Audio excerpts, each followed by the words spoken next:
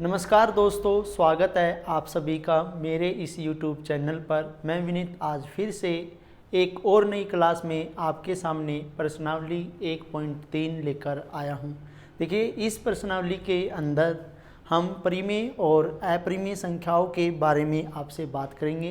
देखिए, परिमेय संख्या क्या होती है, हमने इससे पहले आपको प्रश्नावली 1.2 और 1.1 कराई थी और आज हम प्रश्नावली 1.3 कराने जा रहे हैं। देखिए, इस प्रश्नावली के अंदर प्रश्नावली 1.3 के अंदर आपको परिमेय एवं अपरिमेय संख्याएं ज्ञात करनी है।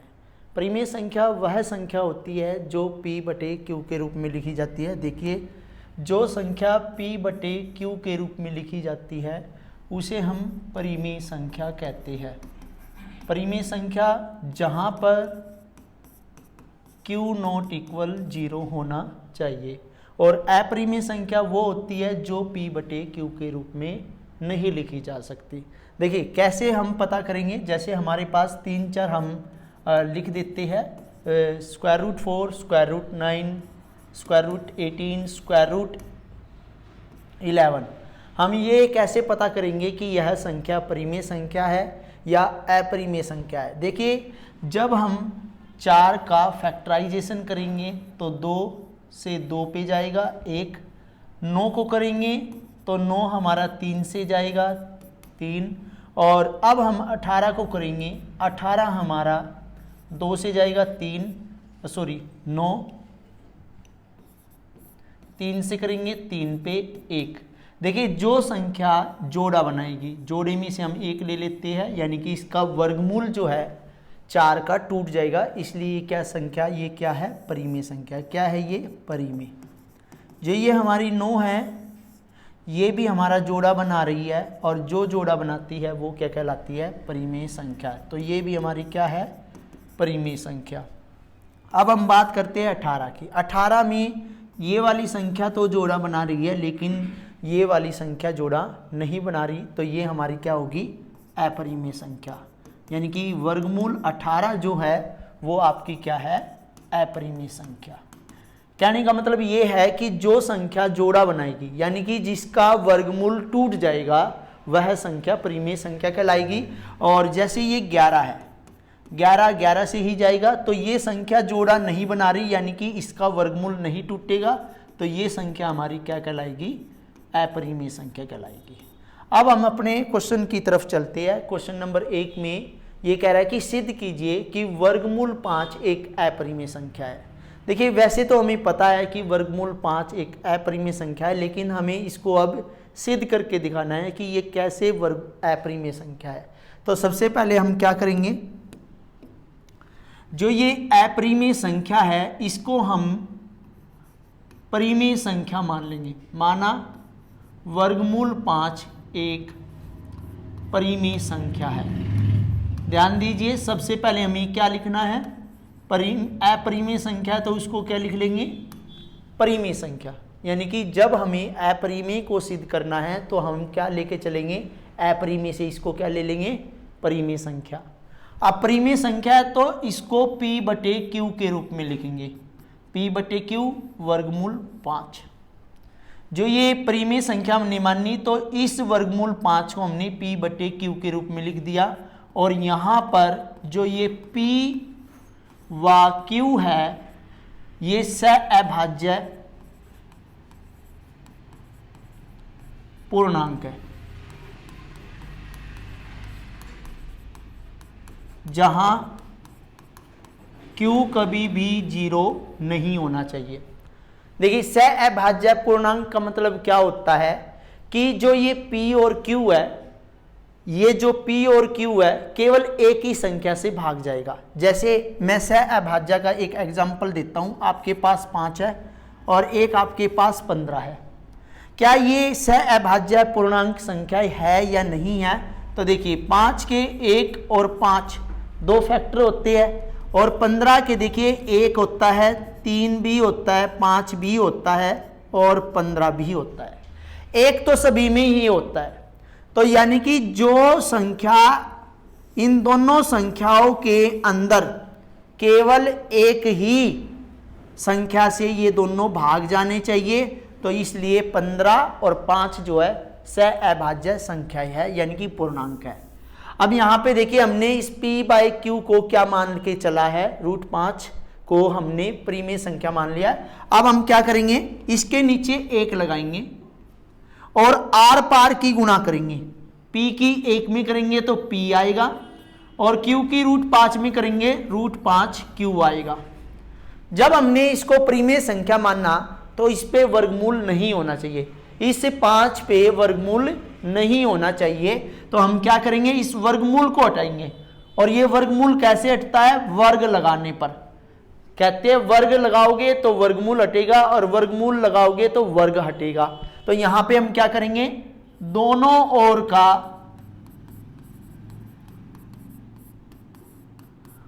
वर्ग करने पर, देखिए हम इन दोनों का वर्ग करेंगे। p का वर्ग किया, √5q का वर्ग करेंगे। p गुणा में p स्क्वायर हो गया। और देखिए √5 यानी कि वर्गमूल 5 गुणा में वर्गमूल 5, ये आ जाएगा वर्गमूल 25 यानी कि 25 आ जाएगा।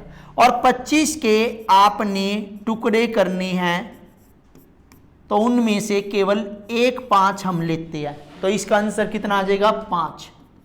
और q गुणा में q स्क्वायर, ये हमारा जो बन गया समीकरण नंबर 1 बन गया।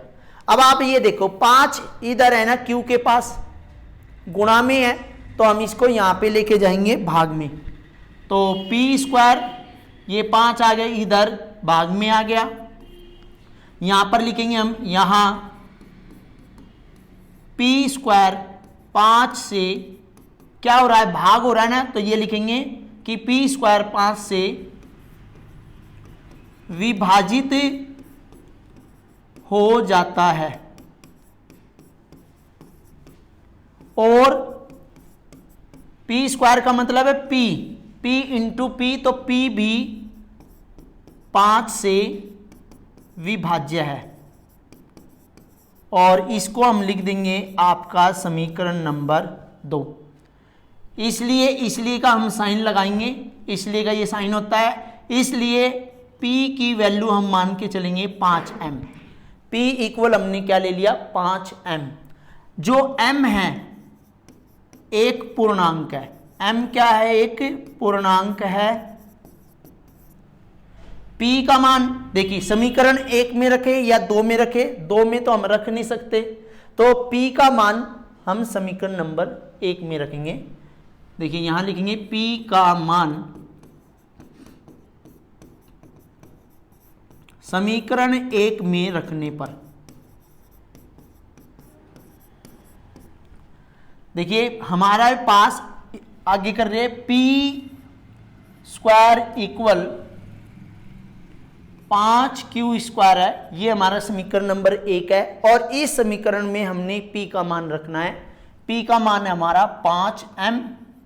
तो इसका हम क्या करेंगे, वर्ग करेंगे, 5q स्क्वायर, 5 गुणा में 5 हो जाएगा 25, m गुणा m हो जाएगा m स्क्वायर, 5q स्क्वायर। इस 5 को ले जाएंगे इसके नीचे, किसके नीचे, 25 के, और 25 को 5 से हम कैंसिल कर देंगे, 5 एकम 5 और 5 5 25। यहां पे आया आपका 5m स्क्वायर बराबर q स्क्वायर। अब आपने देखा कि ये 5 जो है इसके गुणा में है, तो इधर आके किस में हो जाएगा, q के भाग में। हमने आपको क्या बोला था कि जो ये p और q है ना, सह-अभाज्य पूर्णांक है, यानी कि इनको केवल एक ही संख्या भाग करेगी। देखिए यहां पे देखिए 5 p को भाग कर रही है और q को भी कौन भाग कर रहा है, 5 ही कर रहा है, तो इसलिए ये p और q क्या है, सह-अभाज्य पूर्णांक है। तो यहां लिखेंगे, यहां q स्क्वायर, जैसे हमने ये वाली लाइन लिखी थी ऐसे ही यहां q स्क्वायर 5 से विभाज्य या विभाजित हो जाता है, और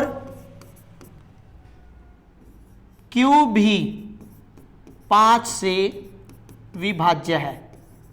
ये हमारी लाइन जो है इसको हम समीकरण नंबर 3 ले लेंगे। तो यहां लिखेंगे समीकरण 1, 2 और 3 से, समीकरण 3 से हमने देखा जो ये 5 है P को भी भाग कर रहा और Q को भी भाग कर रहा, तो यहां लिखेंगे 5 P तथा Q का सहअभाज्य, या ये लिख दे उभयनिष्ठ गुणनखंड है।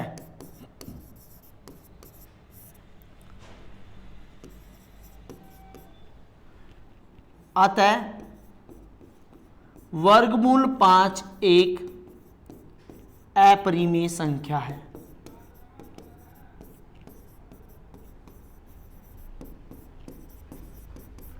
देखिए अब समझ में आ गया, जो 5 है P और Q का उभयनिष्ठ का मतलब होता है दोनों को भाग कर रहा है, इसलिए जो हमने अपनी धारणा परिमेय मानना था वो गलत थी, क्योंकि यहाँ पे P और Q जो हमने माना वो परिमेय माना, √5 को भी परिमेय माना। यहाँ पे देखने पर वो जो बात हमने मानी है वो गलत मानी है, तो इसलिए √5 एक क्या है, अपरिमेय संख्या है। इसके बाद हम दूसरा क्वेश्चन करेंगे। क्वेश्चन नंबर 2, सिद्ध कीजिए कि 3 + 2√5 एक अपरिमेय संख्या है। इन सवालों को कैसे सोल्व करेंगे, जैसे हमने पिछले सवाल में लिखा था, माना 3 + 2√5 एक अपरिमेय संख्या है ना ये, तो हम इसको क्या मान लेंगे, परिमेय संख्या मान लेंगे। परिमेय संख्या है,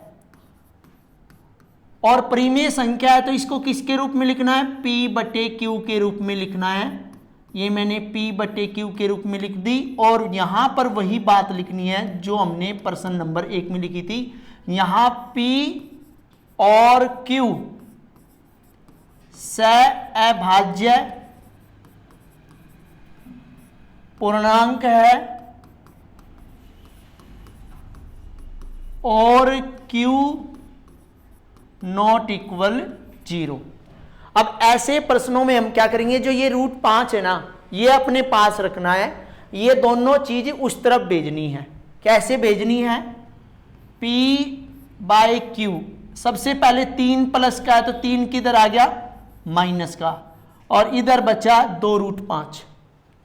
अब ये माइनस का हो गया, हम इसको बनाएंगे फ्रैक्शन, यानी कि भिन्न। भिन्न में क्या होता है, इन दोनों का एलसीएम लेना है, Q को Q से भाग करेंगे, 1 आएगा, और 1 की गुणा P से करनी है, P माइनस 1 की भाग Q से करेंगे, Q की गुणा 3 से करनी है, तो 3Q बराबर 2√5। अब ये देखिए 2 इधर गुणा में है तो इधर आके किस में हो जाएगा, भाग में हो जाएगा। P - 3Q भाग में 2Q, ये 2 हम इसके नीचे ले आए, इधर गुणा में था इधर भाग में, ये हो गया वर्गमूल 5। अब यहां पे देखिए ये आगे सोल्व नहीं हो रहा, तो यहां पे लिखेंगे, यहां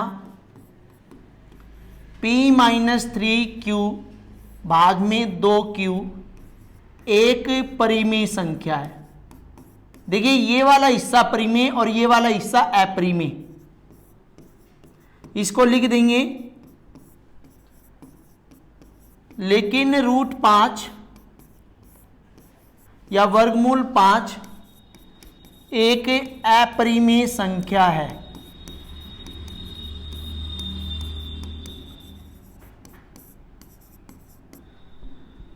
अतः हम क्या कह सकते हैं कि 3 + 2√5 एक अपरिमेय संख्या है, क्योंकि ये वाला हिस्सा तो P/Q के रूप में लिखा हुआ है, लेकिन ये जो हमने अभी थोड़ी देर पहले सिद्ध किया था, √5 क्या था, एक अपरिमेय संख्या है, तो इसलिए ये क्या होगी, हमारी पूरी की पूरी अपरिमेय संख्या। इसके बाद प्रश्न नंबर 3, प्रश्न नंबर 3 में कह रहा है, सिद्ध कीजिए कि निम्नलिखित संख्याएं अपरिमेय है। अब यहां पे 3 पार्ट दे दिया आपको। जैसे हम यहां पे पहला पार्ट करेंगे कि माना 1/2 एक परिमेय संख्या है।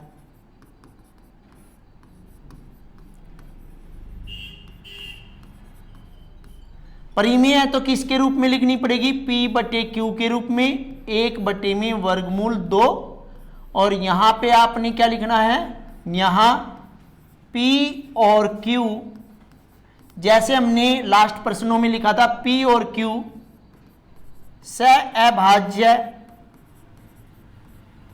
पूर्णांक है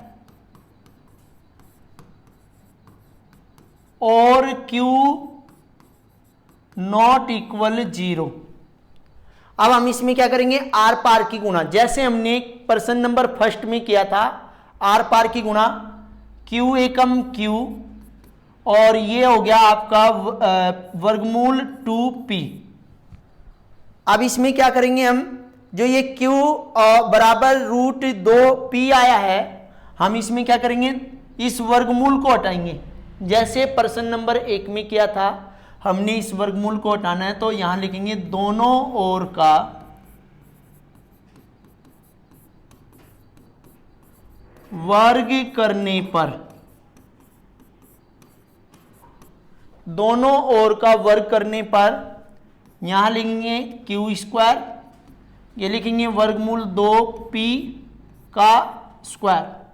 देखिए ये आ गया आपका Q² और ये 2P², ये आपका हो गया समीकरण नंबर 1। देखिए ये प्रश्न नंबर 1 की तरह ही है। प्रश्न नंबर 1 में जो था यहां पे P था, यहां पे Q था, लेकिन अब क्या हो गया? इधर Q हो गया, इधर P हो गया, मतलब अल्फाबेट बदलने से कुछ नहीं होता। तो यहां पे क्या करेंगे? इस 2 को इसके नीचे ले जाएंगे, तो ये आ गया Q के नीचे P²। तो यहां पर हम लिखेंगे, यहां Q² 2 से विभाजित हो जाता है और Q भी 2 से विभाज्य है।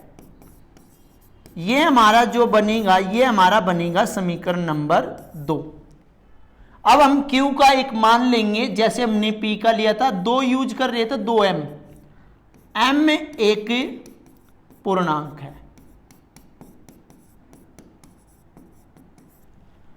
Q का मान समीकरण 1 में रखने पर, देखिए 2 में तो रखा जा ही नहीं सकता, तो हम इसलिए 1 में रखेंगे। एक समीकरण क्या है? Q² इक्वल वर्गमूल 2P², ये है। अब हम यहां पे Q का वैल्यू रखेंगे 2m वर्गमूल 2P²। यहां पे देखिए 2 गुणा में 2 4, m गुणा में m² और सॉरी यहां पे हमारा 2 है, यहां पे 2 है भाई, 2P², यहां पे भी 2P² और यहां पे भी 2P²। अब ये 2P² से ये P² यहीं पे रह जाएगा और ये 2 जो है हम नीचे ले आएंगे, तो ये कितना हो जाएगा? इससे कट गया, हमारा कितना बचा? 2m² equal P²। ठीक है, अब इस 2 को इसके नीचे लेके जाएंगे, m² इक्वल P²/2। जैसे Q के नीचे 2 आया था, यहां पे भी क्या लिखेंगे? यहां P² 2 से विभाजित हो जाता है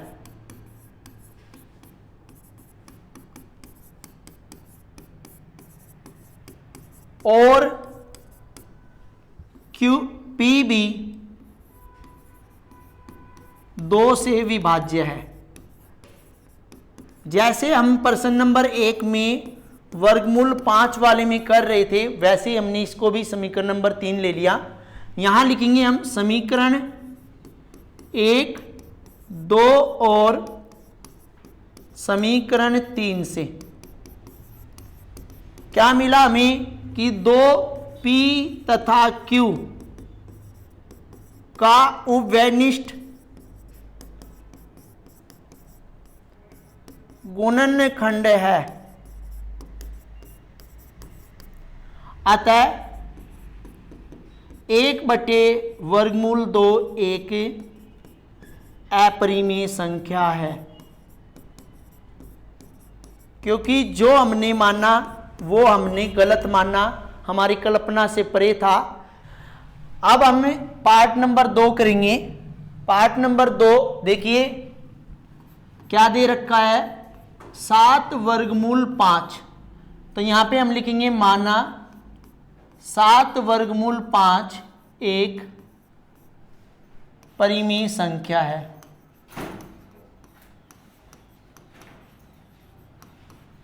परिमेय संख्या है तो इसको किसके रूप में लिखेंगे, P/Q 7√5।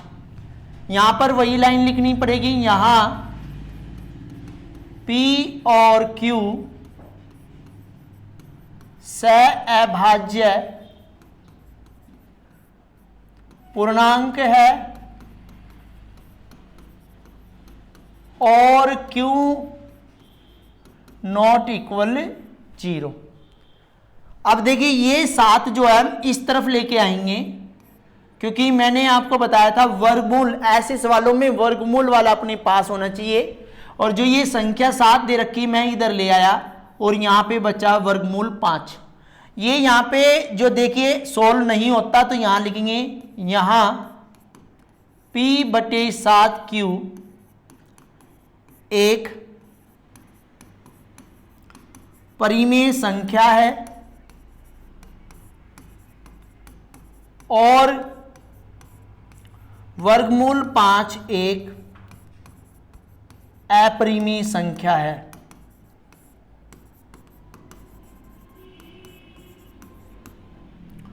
अतः 7√5 एक अपरिमेय संख्या है।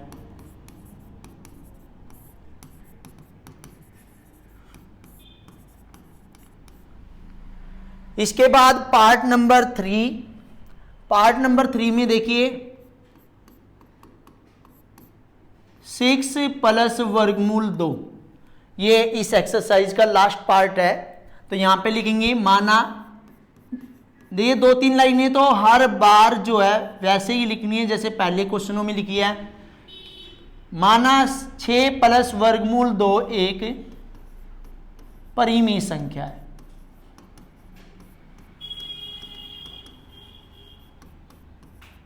परिमेय संख्या है तो इसको हम P/Q 6 प्लस में √2, तो यहां पर P और Q सअभाज्य पूर्णांक है और Q नॉट इक्वल 0। अब हम क्या करेंगे, इस 6 को इधर लेके आएंगे, माइनस का हो जाएगा √2।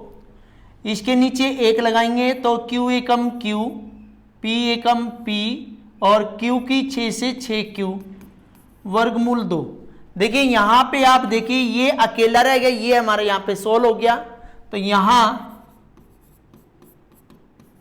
P - 6Q divided by Q एक परिमेय संख्या है।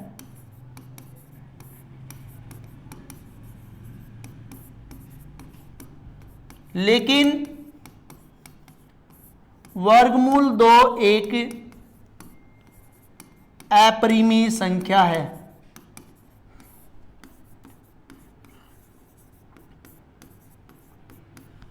अतः 6 + √2 एक क्या लिखोगे, अपरिमेय संख्या है।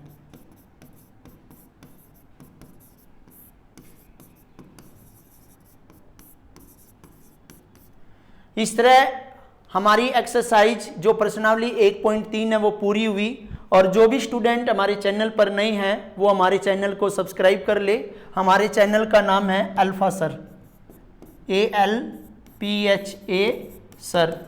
और जिस भी स्टूडेंट को यदि कोई प्रॉब्लम है तो ये हमारा कॉन्टैक्ट नंबर है, 9253017200 इस पे कॉल करके यदि कोई आपको क्वेश्चन में प्रॉब्लम है तो बता सकता है। धन्यवाद।